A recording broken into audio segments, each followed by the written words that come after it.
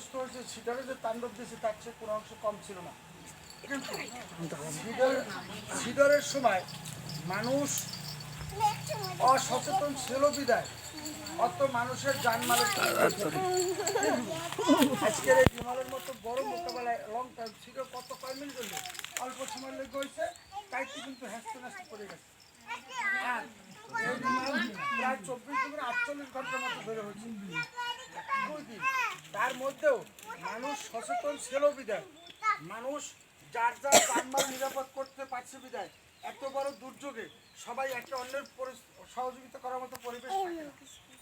যে যার সহযোগিতা করলে সবাই সবের সহযোগিতা করলে যার যার টোটাল সমাজের সবেরটাই গুছানো হয়ে যায়। যার কারণে মানুষ সচেতন ছিল বিদায় সিডরে যে গাছপালা না করছে, ঘরবাড়ি না ভাঙছে, তার চেয়ে কিন্তু এই বন্যায় খুব ক্ষয়ক্ষতি বেশি হয়েছে। তারপরেও শরণখোলায় একজন মাত্র লোক মারা গেছে। ডানসাগর ইউনিয়নে এক মহিলা এরকম ঘর আর ওর এই 2 ঘরের মাঝখানে নাহল গাছ পড়ছে, নাহল গাছ পড়ছে, বসা মহিলা পিঠ হচ্ছে মাথা কোমর ভাঙ্গা মিশে গেছে। সেই জায়গায় এই একটা লোক ছাড়া বাকি তেমন কোনো লোকের ক্ষয়ক্ষতি হয় না। আর জানমাল মালামালও নিরাপদে রাখার কারণে পশু পাখি প্রয়োজনীয় কাগজপত্র গবাদি পশু সব নিরাপদে নেওয়ার কারণে কিন্তু আমাদের বড় ধরনের ক্ষতি হয় না।